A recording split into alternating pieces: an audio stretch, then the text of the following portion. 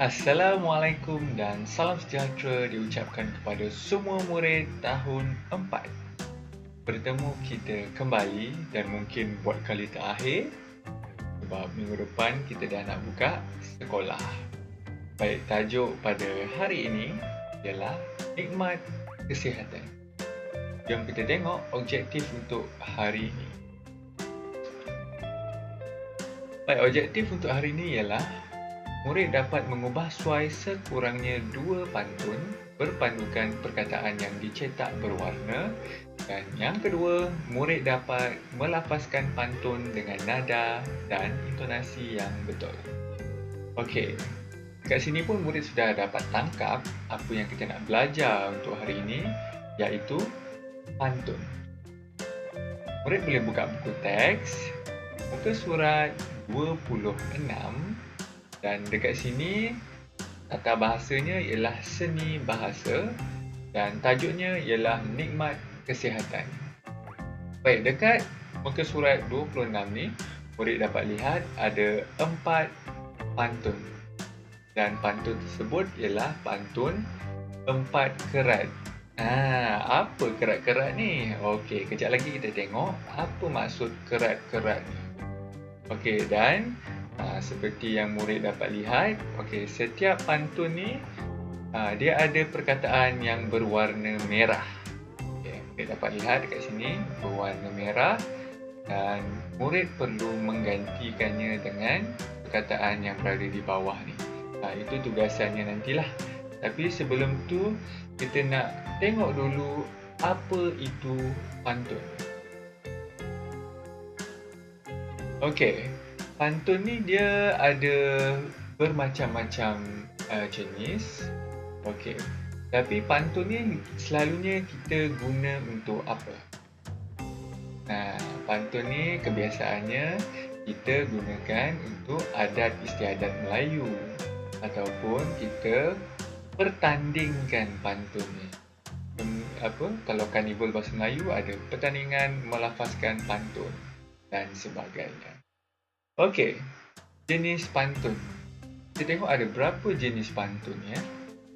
Okey, yang pertama ialah pantun 2 kerat, pantun 4 kerat, 6 kerat, 8 kerat dan 12 kerat. Jadi dekat sini dah ada 5 jenis sampai 12 kerat. Okey, apa maksud kerat ni? Okey, macam jenis pantun ni, dia ada 2, 4, 6, 8 dan 12.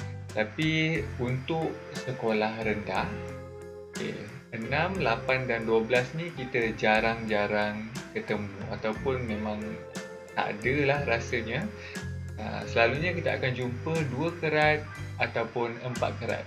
Jadi untuk tak memeningkan murid-murid sekalian, kita tengok yang 2 kerat dan 4 kerat sahaja dahulu. Okey, jom kita tengok yang 2 kerat dah. Okey, pantun 2 kerat. 2 kerat ni bermaksud dia mengandungi 2 ayat sahaja. Tapi dalam bahasa pantun kita panggilnya 2 kerat. Okey, sebagai contoh, banyak udang, banyak garam, banyak orang, banyak ragam.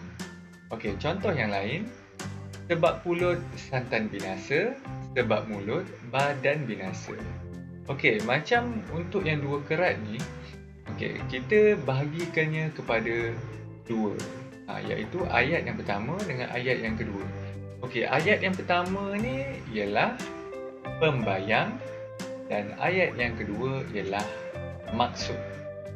Okey, jadi dekat sini apa yang cuba nak disampaikan sebenarnya oleh orang yang melafazkan pantun ni ialah maksud dia, iaitu banyak orang, banyak ragam.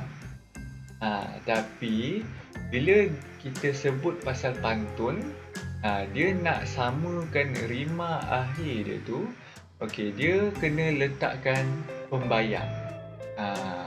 Sebagai contoh, kita tengok sekejap lagi. Rima akhir dia seperti ini. Tengok suku kata akhir tu, garam. Ragam. Kalau murid dapat tengok, bahagian suku kata akhir tu belakang, dan bawah tu pun juga. Jadi bila dia nak jadikan pantun, dia perlukan pembayang untuk nak samakan suku kata akhir tersebut, bahagian akhir suku kata akhir. Okey, kita tengok yang bawah. Okey, sama juga, sebab pulut santan binasa itu adalah pembayang, dan sebab mulut badan binasa itu adalah maksud dia. Dan rima akhir dia ialah ta. Okey, bila kita cerita bahasa rima akhir, okey, murid tengok yang pantun yang pertama yang atas tu. Garam, ragam. Okey, ini cikgu dah pecahkan suku kata dia. Garam, ragam. Okey, kalau murid tengok suku kata akhir dia ialah ram dan gam. R dengan G. Betul tak? Okey, tapi yang sama ialah dua huruf akhir tu. Dengan am. Okey. Kalau yang macam ni, boleh atau tak boleh? Dia boleh. Tapi dia kurang sempurna. Okey, kita tengok contoh lagi satu. Okey, binasa. Okey, cikgu dah pecahkan suku kata ni, binasa. Okey, kita tengok suku kata yang paling akhir sekali yang ada garis tu. Okey, sa. Okey, yang dekat bawah tu pun sa. Jadi dia sama, huruf dia tu S-A-S-A. Suku kata dia tu sama bunyi dia dan sama huruf yang digunakan. Ini adalah rima akhir yang sempurna. Macam ni tadi kurang sempurna dan yang binasa tu sempurna. Tapi dua-dua boleh. Dua-dua boleh. Cuma kategorinya ialah kurang sempurna dan sempurna. Okey, kita tengok terusnya. 4 kerat. Okey, 4 kerat ni, okey, ini adalah contoh berdasarkan buku teks kamu. Okey, yang contoh yang atas sekali tu Sinar mentari menerangi kota, nampak bukit berdiri megah. Kesihatan diri tanggungjawab kita agar penyakit dapat dicegah. Okey, sama juga macam tadi. Okey, yang atas ni, yang dua, nampak tak anak panah dua tu? Itu adalah pembayang. Okey, sebab sekarang ni kita dah masuk 4 kerat. Jadi kalau 4 kerat, dia pecahkan 2 ayat atas dan 2 ayat bawah. Okey, kalau 2 ayat atas tu ialah pembayang dan 2 ayat bawah ni barulah maksud dia. Jadi sebenarnya pantun ni, apa yang dia nak sampaikan hanyalah maksud yang dekat bawah tu. Kesihatan diri, tanggungjawab kita agar penyakit dapat dicegah. Tu je sebenarnya yang nak disampaikan. Tapi pembayang yang atas ni adalah dia nak samakan rima akhir tu sahaja. Contohnya, ta. Sama dengan ta. Okey, kalau pantun 4 kerat, dia akan sama dengan ayat 1 dengan ayat 3.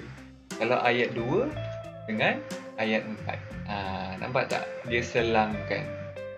Jadi, okey, pembayang tu dia gunanya untuk nak samakan rima akhir tu sahaja. Ta, gah.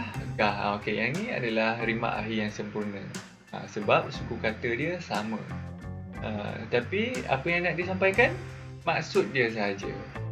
Cuma kita bila nak buat pantun tu, kita kena ada pembayang. Padahal macam sinar mentari menerangi kota, nampak bukit berdiri megah. Benda tu sebenarnya tak ada kena-mengena pun dengan maksud ni. Maksud ni pasal kesihatan diri, pasal penyakit. Tapi ni sinar mentari pula. Lepas tu bukit berdiri megah, tak ada kena-mengena pun. Pembayang ni tak ada kena-mengena dengan maksud tu pun tak apa. Yang penting dia punya rima akhir tu, ta, gah tu sama. Faham? Okey, seterusnya tugasan untuk hari ini.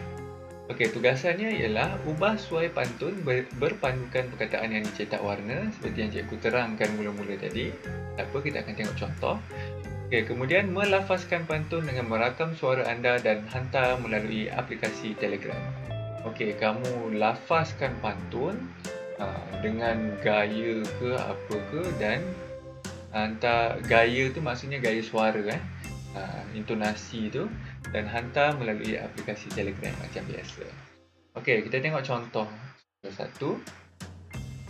Okey, sinar Mentari menerangi kota yang tadi tu. Okey, nampak tak ada perkataan berwarna merah tu? Okey, kesihatan diri. Perkataan tu yang kamu perlu gantikan. Gantikan dengan mana-mana perkataan yang ada dekat bawah tu ada 4 dan atas tu pun pantun ada 4. Jadi pilihlah mana yang sesuai. Boleh? Okey, dan seterusnya contoh lagi satu. Pantun. Pulau Pandan jauh ke tengah, Gunung Daik bercabang 3. Hancur badan dikandung tanah, budi yang baik dikenang jua. Jadi itulah tadi contoh melafazkan pantun, dan itu sahaja. Selamat menjawab dan mencuba. Jumpa lagi. Bye-bye.